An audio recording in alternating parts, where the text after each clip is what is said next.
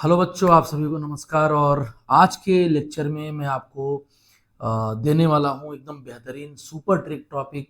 और वो आपका जो है डाइपोल मोमेंट का टॉपिक होगा, जो आप देखे होंगे बहुत अच्छे अच्छे सवाल अपने पेपर में आते हैं और एकदम बेहतरीन सवाल आते हैं। कहीं कोई आपको सवाल में दिक्कत नहीं होगा। मैं आपको पूरी की पूरी लेक्चर आपको मैं अच्छे से समझाता हूं, तो लेक्चर को देखिए, ठीक है। लिखिए, कॉपी और पेन रख करके लिखिए, लेक्चर को समझिए और लेक्चर को यानी वीडियो को लाइक भी करिए, शेयर भी करिए और सब्सक्राइब भी करिए, ताकि मैं आगे ढेर सारी वीडियो आपको देता रहूं। और नोटिफिकेशन भी आप ऑन कर लीजिए। मैं पर डे आपको अच्छे अच्छे क्वेश्चन का वीडियो शूट करके क्या करते हैं, हम लोग रील के रूप में आपको प्रोवाइड करते हैं, ताकि आपका टाइम बचे, टाइम अपना सेव हो। सबसे बड़ी बात यह है कि टाइम सबसे कम होना चाहिए। कम टाइम में ज्यादा सीखना है तो आपको यहाँ पे रहना पड़ेगा, ठीक। तो चलते हैं हम अपने लेक्चर की तरफ और आपको अपने लेक्चर में बताते हैं कि सबसे पहली बात तो डाइपोल मोमेंट का डिफिनीशन क्या होता है। आपको भी पता है कि डाइपोल मोमेंट क्या होता है, ध्यान दीजिएगा बेटा। डाइपोल मोमेंट क्या होता है ना, ये पोलैरिटी ऑफ मॉलिक्यूल को बताता है। आपको भी जानते हैं, आपको भी पता है कि पोलैरिटी, बॉन्ड की जो पोलैरिटी होती है, जो मान लीजिए इसके इसके बॉन्ड की पोलैरिटी बताना है, ये बॉन्ड की पोलैरिटी है, तो इसकी पोलैरिटी जो होती है ना बेटा, वो भैया इलेक्ट्रोनिगेटिविटी डिसाइड करता है। वो कौन डिसाइड करता है? इलेक्ट्रोनिगेटिविटी। लेकिन वहीं पे अगर किसी मॉलिक्यूल की पोलैरिटी आपको बतानी हो, किसी मॉलिक्यूल की पोलैरिटी आपको बतानी हो, कोई मॉलिक्यूल आपके पास रखा हुआ है, उस मॉलिक्यूल की पोलैरिटी आपको बतानी है, तो उनके लिए ही ये टर्म डाइपोल मोमेंट यूज किया जाता है। बात समझ में आ रही है? तो डाइपोल मोमेंट में अपने पास क्या होता है, ये फंडा जरा समझ लीजिए। एक्चुअली ये Q इंटू डी होता है। Q क्या होता है? मैग्नीट्यूड ऑफ चार्ज होता है बेटा जी, मैग्नीट्यूड ऑफ चार्ज होता है। और डी क्या होता है? दो आयंस के बीच का इंटर न्यूक्लियर डिस्टेंस होता है। दो आयंस के बीच का ये इंटर न्यूक्लियर डिस्टेंस होता है बेटा। जैसे अपने पास मान लीजिए, अपने पास ए और बी दो आयंस हैं, ए और बी दो आयंस हैं, जिसमें से ए की इलेक्ट्रोनेगेटिविटी कम है तो प्लस चार्ज होगा, और बी की ज्यादा है तो माइनस चार्ज होगा, है ना। तो ये मैग्नीट्यूड ऑफ चार्ज है, और इन दोनों के बीच का जो डिस्टेंस होगा वो डी होगा, है कि नहीं। तो ये क्यू इंटू डी होता है। पहली बात समझ में आ गया। दूसरी बात, ये अपना वेक्टर क्वांटिटी होता है, क्योंकि डायरेक्शन भी बताता है। इसके जो रिप्रेजेंटेशन होते हैं, इसके जो सिंबल होते हैं बेटा, वो सिंबल ऐसे होते हैं, यहाँ होता है और इस तरीके से यहाँ पर इसके बॉन्ड को पीछे से कट कर दिया जाता है। तो जो हेड होता है वो मोर इलेक्ट्रोनिगेटिव एटम की तरफ होता है, और जो टेल होता है वो लेस इलेक्ट्रोनिगेटिव एटम की तरफ होता है। बात समझे मेरी? तो ये अपना वेक्टर क्वांटिटी होता है, मतलब ये डायरेक्शन भी बताता है, इलेक्ट्रोनिगेटिविटी यानी इलेक्ट्रॉन के शिफ्ट होने का। यूनिट की जब बात करोगे तो इसकी यूनिट डिबाई होती है। वन डिबाई जो होता है वो 3.3 10⁻³ सेंटीमीटर इंटू अपना मीटर होता है, सेंटीमीटर, ये कुलॉम्ब मीटर होता है, क्योंकि ये क्यू जो होता है वो कुलॉम्ब है और ये मीटर में लेते हैं। तो ये बड़ी अच्छी बात आपको मैं बता रहा हूँ, ये ध्यान देने वाली बात है अपने लिए, ये अपने लिए ध्यान देने वाली बात है, ठीक है ना। तो ये बात समझ में आ गया, ये सारी बातें समझ में आ गई। आगे चलिए, तो कैसे हम डिसाइड करेंगे बेटा? इलेक्ट्रोनिगेटिविटी क्यू के मैग्नीट्यूड पे डिसाइड करता है। अगर इलेक्ट्रोनिगेटिविटी डिफरेंस ज्यादा है तो क्यू ज्यादा होगा, ठीक है। तो सबसे पहले हम क्यू देखेंगे, फिर डी देखते हैं। जैसे HF और HCl में H less electronegative, F more electronegative, तो बॉन्ड के जो इलेक्ट्रॉन की शिफ्टिंग होगी वो लेस इलेक्ट्रोनिगेटिव से ये लेस इलेक्ट्रोनिगेटिव होता है, और ये अपना मोर इलेक्ट्रोनिगेटिव होता है। तो बेटा जी ये लेस इलेक्ट्रोनिगेटिव से मोर इलेक्ट्रोनिगेटिव की तरफ जाएगा। सेम यहां पर भी HCl में भी है, ये लेस इलेक्ट्रोनिगेटिव एटम है ना, ये अपना क्या है, मोर इलेक्ट्रोनेगेटिव एटम है, तो यहां लेस से मोर की तरफ जाएगा। और आपको भी पता है कि जो जो एफ होता है वो मोर इलेक्ट्रोनेगेटिव होता है, जो सीएल होता है वो लेस इलेक्ट्रोनेगेटिव होता है। इसका मतलब बेटा आप यूं कह सकते हो कि सर जो डाइपोल मोमेंट होगा ना वो एच का ज्यादा होगा और एस का कम होगा। ये बात तो पकड़ में आ गई, ये बात समझ में आ गई। तो वही चीज आपको मैं बताना चाह रहा हूं, ये क्लियर हो गई। ठीक है, आगे चलते हैं। अगर आपको कोई एक दे दिया सेंटर और इस सेंटर से एक डाइपोल मोमेंट अपना इस डायरेक्शन में है, ये डाइपोल मोमेंट इधर भी है और दूसरा वाला भी उसी डायरेक्शन में जा रहा है, पहला कंडीशन बता रहा हूं ये। तो बेटा दोनों डाइपोल मोमेंट को हम जोड़ेंगे, ये μ1 है तो ये μ2 है, तो यहां जो रिजल्टेंट डाइपोल मोमेंट आएगा ये μ1 प्लस μ2 के रूप में आएगा। दूसरी बात पे आ जाओ, अगर एक डाइपोल मोमेंट इधर है और उसी के एक डाइपोल मोमेंट अपोजिट डायरेक्शन में आ रहा है और ये अपना μ1 है और ये अपना μ2 है, तो जो रिजल्टेंट डाइपोल मोमेंट आएगा बच्चा वो अपना 0 आएगा। ठीक है ना। तीसरा केस आ जाइए, एक ही सेंटर पे ढेर सारे डाइपोल मोमेंट शो हो रहा है, सेम एंड इक्वल ढेर सारे डाइपोल मोमेंट शो कर रहा है, देख लीजिए सेम एंड इक्वल ढेर सारे डाइपोल मोमेंट शो कर रहा है, सेम एंड इक्वल ढेर सारे। तो यहां पे जो डाइपोल मोमेंट होता है इस सेंटर पे उसका बेटा जी 0 आ जाएगा। चौथा पॉइंट देख लीजिए, अगर दो एक एंगल पे डाइपोल मोमेंट शो कर रहा है, एक थीटा पे डाइपोल मोमेंट शो कर रहा है, दोनों अलग अलग हैं, यानी μ1 इज नॉट इक्वल टू μ2, तो जो रिजल्टेंट आप निकालोगे वो क्या हो जाता, under root μ1 square plus μ2 square plus 2 μ1 μ2 cos theta. तो इससे आपको क्या पता चला, पता ये चला कि जो cos थीटा होता है वो म्यू के डायरेक्टली होता है, लेकिन जो थीटा होता है वो म्यू का रिवर्स होता है। बात समझे। अब अपने पास सवाल है, तो पहले सवाल देखने से पहले अपने कॉन्सेप्ट को देखिए। भैया इलेक्ट्रोनिगेटिविटी अगर ज्यादा दिख रही है डिफरेंस दो के बीच का, तो क्यों ज्यादा होगा, क्यों ज्यादा होगा, तो डाइपोल मोमेंट भी ज्यादा होगा। आइए हम बात करते हैं इस सवाल पे। ये एच एफ है, ये एच सी एल है, एच बी आर है, एच आई है ना, तो ये प्लस ये माइनस, ये प्लस ये माइनस, ये प्लस ये माइनस।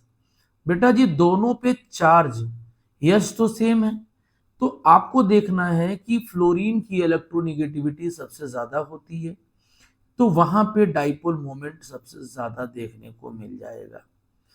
तो इसका मतलब इसका जो आंसर आएगा वो क्या आएगा, वो ये आएगा। सॉरी ये फ्लोरीन इज मोर इलेक्ट्रोनिगेटिव है ना, तो वो ऐसे आएगा इस तरीके से।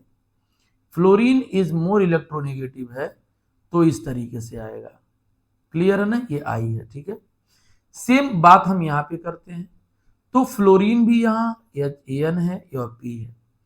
यहाँ पे जो इलेक्ट्रोनिगेटिविटी की बात करिएगा, यहाँ पे जो इलेक्ट्रोनिगेटिविटी की बात करिएगा वहां फ्लोरीन की ज्यादा होती है, इसका ज्यादा होता है, तो ये सिस्टम होता है। Fluorine is more electronegative than nitrogen than phosphorus. उम्मीद करते हैं आपको समझ में आ रहा होगा। तो भैया समझ में आ रहा है तो अपनी भी एक जिम्मेदारी पूरा करिए, लेक्चर को सब्सक्राइब करिए, चैनल को सब्सक्राइब करिए, शेयर करिए। आइए यहाँ पे बात करते हैं। O is more electronegative than sulphur, O is more electronegative than sulphur, तो जाहिर सी बात है ऑक्सीजन का ज्यादा होगा और सल्फर का कम होगा। तो यहाँ पे क्या होगा, ये HO बॉन्ड का आपको देखना है और यहाँ पे जो बॉन्ड का देखना है CS बॉन्ड का देखना है कि नहीं। क्लियर है। सेम यहाँ पे आ जाइए, CH3Cl CH3F और यहाँ पे क्या अपना है CH3Br CH3I। तो इस जगह पे किसका सबसे ज्यादा होगा ये ध्यान दीजिएगा।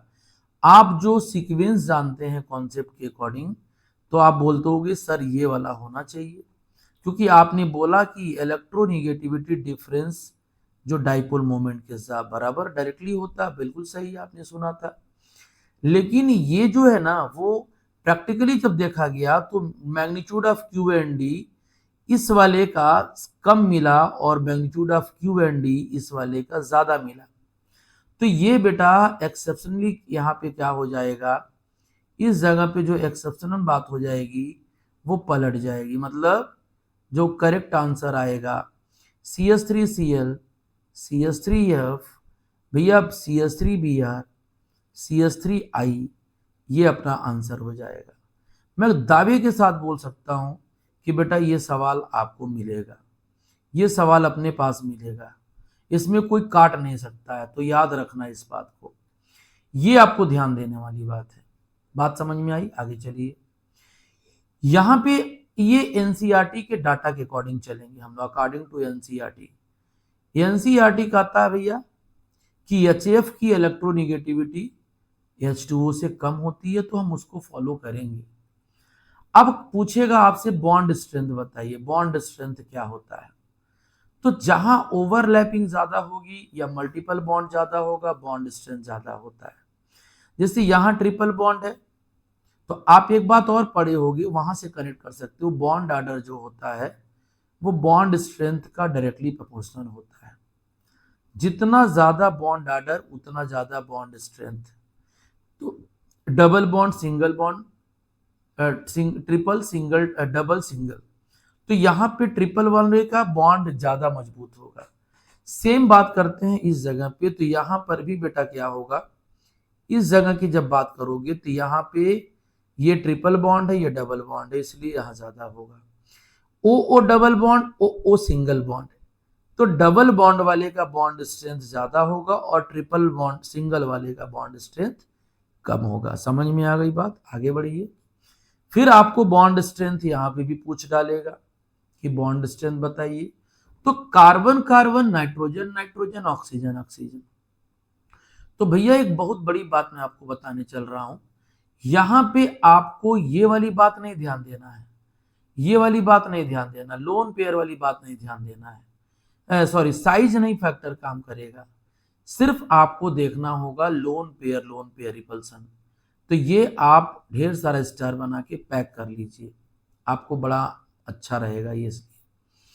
तो क्या हो जाएगा अपने पास जो हो जाएगा बेटा, ये हो जाएगा कि कार्बन कार्बन का लोन पेयर रिपल्सन की वैलिड नहीं होती है। तो जहां लोन पेयर, भाई देखो यहां पर भी लोन पेयर है, यहां पर भी लोन पेयर है, और यहां पर भी अपने पास लोन पेयर है, ठीक है, और नाइट्रोजन के पास भी है। भाई एक ही बॉन्ड बनाया ना, 5 इलेक्ट्रॉन बैलेंस सेल में होता है। तो एटम छोटा होगा तो रिपल्सन ज्यादा होगा, तो बॉन्ड लेंथ बड़ा हो जाएगा। तो यहां छोटा एटम है, रिपल्सन ज्यादा होगा, बॉन्ड लेंथ बढ़ेगा। यहां थोड़ा सा बॉन्ड लेंथ इनसे कम होगा, और यहां बॉन्ड लेंथ बहुत कम होगा, क्योंकि रिपल्सन का कोई चांसेस नहीं है लोन पेयर में। इसीलिए ये मजबूत बॉन्ड बनाएगा और ये सबसे वीक बॉन्ड बनाएगा, क्योंकि बॉन्ड स्ट्रेंथ बॉन्ड लेंथ का उल्टा होता है बेटा। ये बात ध्यान दीजिएगा, ये बात आपको बड़े बखूबी तरीके से ध्यान देना होगा कि ये कहानी होती है, ठीक है। आगे चलिए। हाँ, बहुत धांसू सवाल मैं आपको यहाँ बता रहा हूं, इसका बॉन्ड आपको समझाना है कि यहां पर क्या होगा। देखो ये कार्बन है ना, क्लोरीन है, और ये है, दोनों सेम डायरेक्शन में जाएगा, दोनों बेटा जी सेम डायरेक्शन में जाएगा, इधर, और ये अपना इधर जाएगा, ठीक है। तो अगर आप एंगल दिखाना चाह रहे हो, अगर आप एंगल दिखाना चाह रहे हो तो आप देख सकते हो इस जगह जो एंगल बनेगा, इस जगह वो 60 डिग्री बनेगा, इस तरीके से कुछ एंगल आपको दिखाई देगा। तो ये जो थीटा बनेगा बेटा जी वो 60 डिग्री बनेगा, और यहां पे जब आप बात करेंगे तो एक ऊपर और एक इधर, जब आप एंगल को देखना चाहोगे तो वो ऐसे जाएगा। मतलब ये हुआ कि ये जो थीटा आएगा, ये वाली बात, ये 120 डिग्री आएगी, और इस जगह पे तो आप एकदम लीनियर देख लीजिए, लीनियर का मतलब परमानेंट लीनियर। तो यहां पे जो बॉन्ड एंगल आएगा वो 180 डिग्री आएगा। तो थीटा कम बॉन्ड एंगल, थीटा कम डाइपोल मोमेंट ज्यादा, तो ये आर्थो डाइक्लोरोबेंजीन कहलाता है, आपको भी पता होगा, आर्थो डाइक्लोरोबेंजीन कहलाता है। ये मेटा डाइक्लोरोबेंजीन कहलाता है, मेटा डाइक्लोरोबेंजीन कहलाता है। और ये भैया पैरा डाइक्लोरोबेंजीन कहलाता है। तो आपसे पूछेगा कि कौन सा बॉन्ड कौन सा डाइपोल मोमेंट सबसे ज्यादा है, तो छोटा बॉन्ड, बॉन्ड एंगल कम, डाइपोल मोमेंट ज्यादा, तो आर्थो का ज्यादा, फिर मेटा का, फिर पैरा का। ये बात आपको समझ में आ गया होगा, ये बात। तो ये एकदम ध्यान से समझना भैया, ये सवाल इतना इंपॉर्टेंट सवाल है, इतना ज्यादा इंपॉर्टेंट सवाल है कि मैं आपको क्या बताऊं, इसका कोई भी जवाब नहीं है।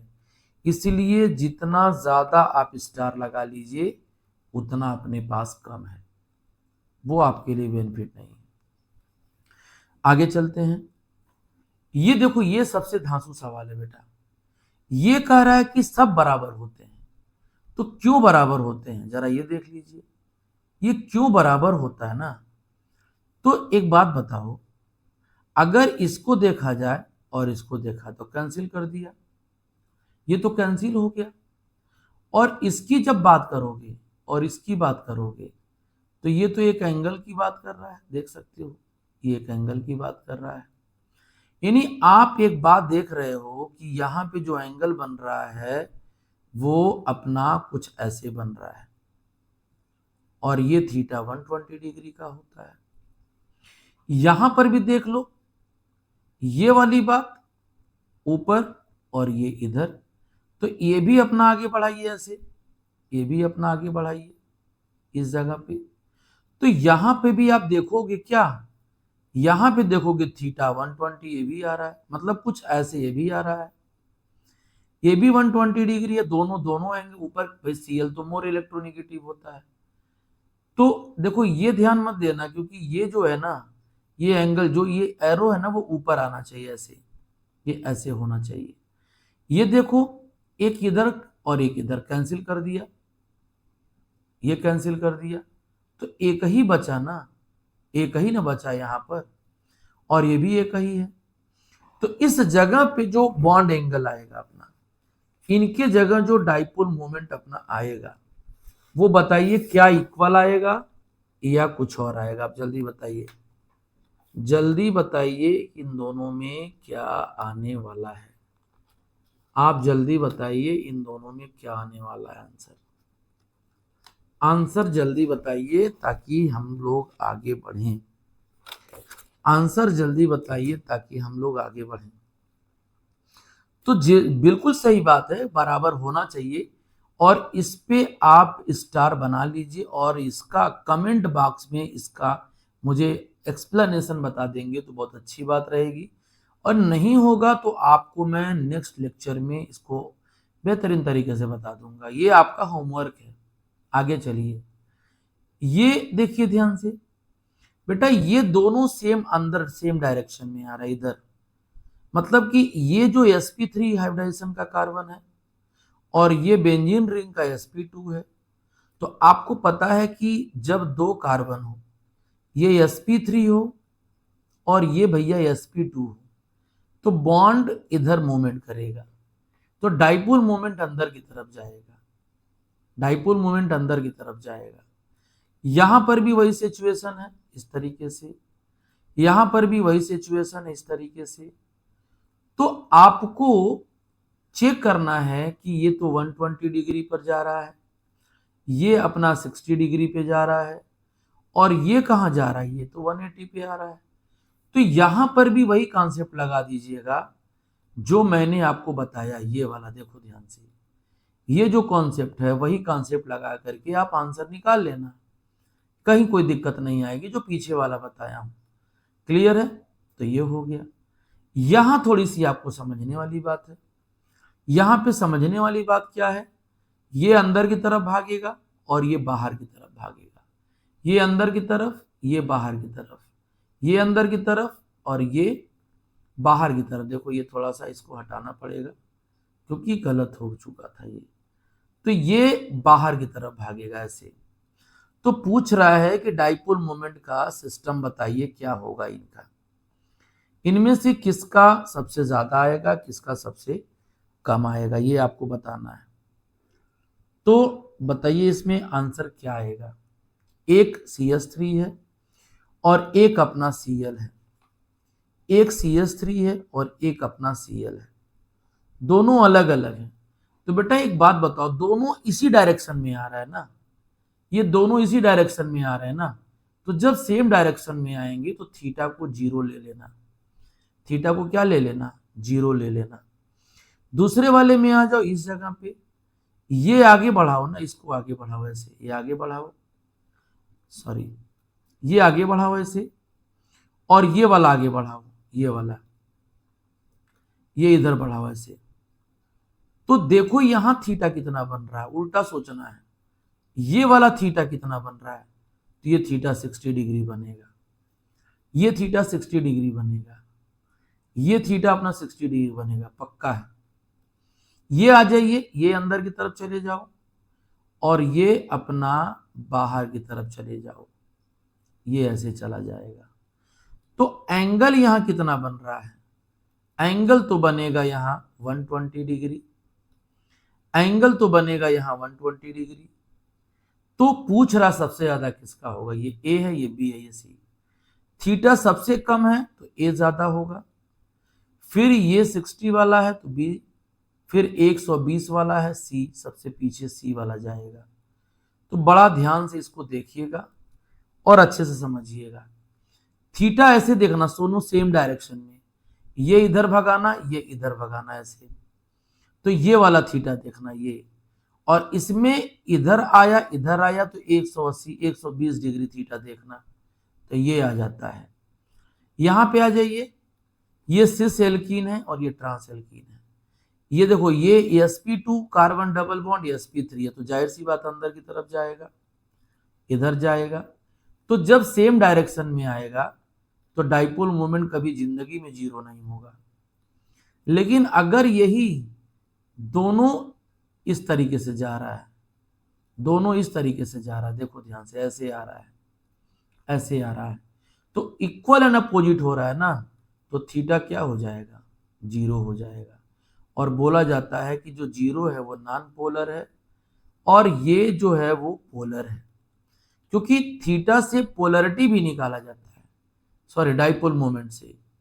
अगर डाइपोल मोमेंट 0 के बराबर आ गया तो बेटा वो नॉन पोलर होगा, और अगर डाइपोल मोमेंट 0 नहीं आ रहा है, 0 नहीं आ रहा है तो पोलर होता है, ये बात समझिएगा। तो ये कहानी हो गया। अब एक सवाल यहां देखो, पूछेगा कि क्या ये 0 होगा, भैया 0 नहीं होगा, भले ही सीधा है, इधर बॉन्ड का मूवमेंट हो रहा है, इधर बॉन्ड का मूवमेंट एक एंगल पे हो रहा है ना, ये एक थीटा पे कुछ न कुछ थीटा आएगा, तो इसीलिए पोलर होता है। ऐसा नहीं कि आप 0 लगा देना ना, ये इसका डाइपोल मोमेंट नॉन 0 होता है, क्योंकि थीटा आ गया ना, थीटा जब आ जाएगा और दोनों देख रहे हो कि इधर ही आ रहा है, सेम डायरेक्शन में दोनों आ रहा है, ऊपर की तरफ जा रहा है ऐसे, तो वो जो है ना थीटा कभी भी 0 नहीं आएगा, मतलब डाइपोल मोमेंट 0 नहीं आएगा, तो पोलर होगा। ये आ जाइए, ये इक्वल एंड अपोजिट डायरेक्शन में है, ये भी इक्वल एंड अपोजिट है, क्योंकि आप देख रहे हो कि ये sp आ जाएगा और ये भी sp आ जाएगा, ये वाला कार्बन sp2 है, ये वाला कार्बन sp2 है, तो इसीलिए ये अपना ये भी 0 होगा और ये भी 0 होगा ऐसे। तो दोनों मॉलिक्यूल क्या होंगे, नॉन पोलर होंगे बेटा जी, है कि नहीं, समझ में आया आपको, लेक्चर समझ में आया, ठीक है। इसके बाद आ जाओ यहाँ पे, ये आपके लिए मैं होमवर्क छोड़ रहा हूं, आप बताइए इसका आंसर क्या होगा, क्या ये 0 होगा या नॉन 0 होगा, क्या इसका जो आंसर आएगा वो क्या आएगा, ये 0 आएगा या इसका जो आंसर होगा बेटा जी नॉन 0 होगा, ये आपको बताना है। और लास्ट सवाल अपने पास ये है, एक और है कि PCl5 का आप बताइए, PCl5 का स्ट्रक्चर बताइए और डाइपोल मोमेंट बताइए। तो देखिए ध्यान से, ये ऐसे होता है, ये ऐसे होता है, ठीक है, ये अपना ऐसे होगा,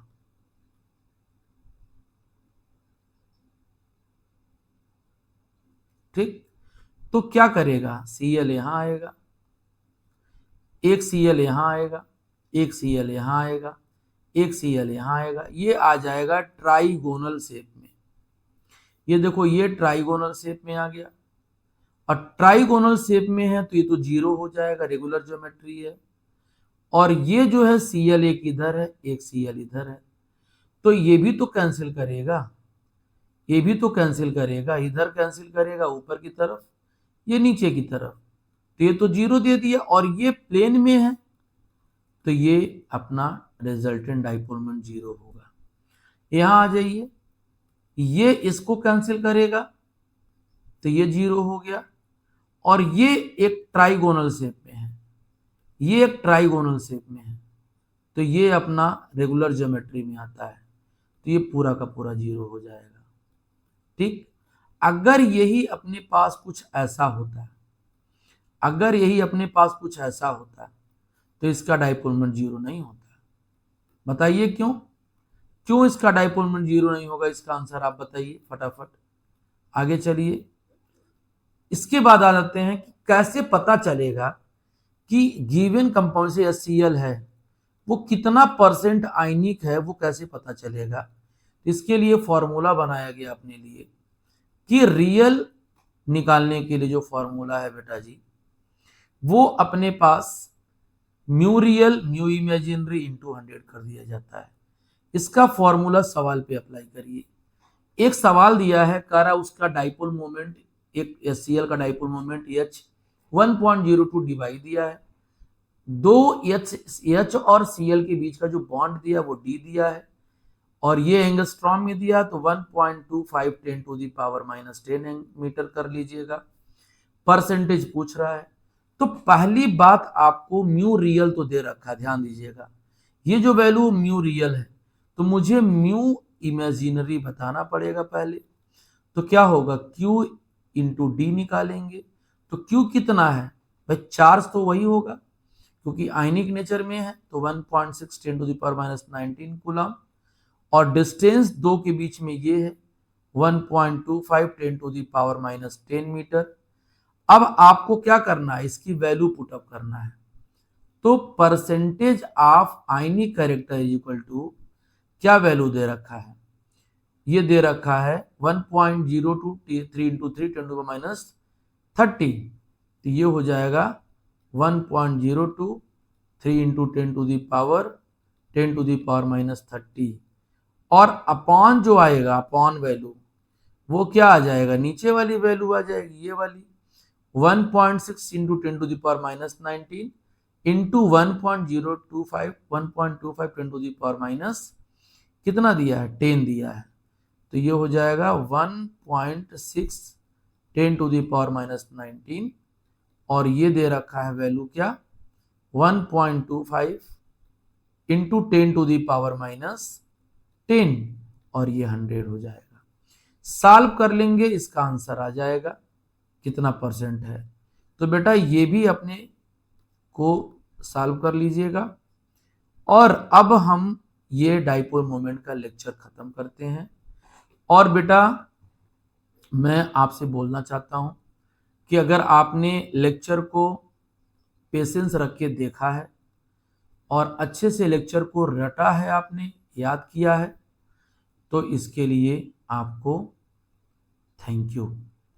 इसके लिए आपको क्या है, ढेर सारे थैंक यू बोलूँगा मैं, ताकि आप लेक्चर को फिर देखिए, अगला लेक्चर देखिए और अगले लेक्चर का इंतज़ार करिए। तब तक के लिए बेटा चैनल को सब्सक्राइब भी करिए, शेयर भी करिए, ताकि हम भी आगे जो और भी लेक्चर आए तो फुल एनर्जी के साथ, फुल डिवोशन के साथ आपको एकदम बेहतरीन बेहतरीन सवाल आपको मैं करा सकूं। लेकिन पक्का मैं वादा करता हूं कि आपको अच्छे अच्छे सवाल आपको मैं दूंगा, ये मेरा गारंटी है। तो भैया लेक्चर को जरूर शेयर करिए, सब्सक्राइब तो पहले कर लीजिए बेटा, क्योंकि बिना सब्सक्राइब किए आपको नोटिफिकेशन भी नहीं मिलेगा। तब तक के लिए नमस्कार, मस्त रहिए, खुश रहिए।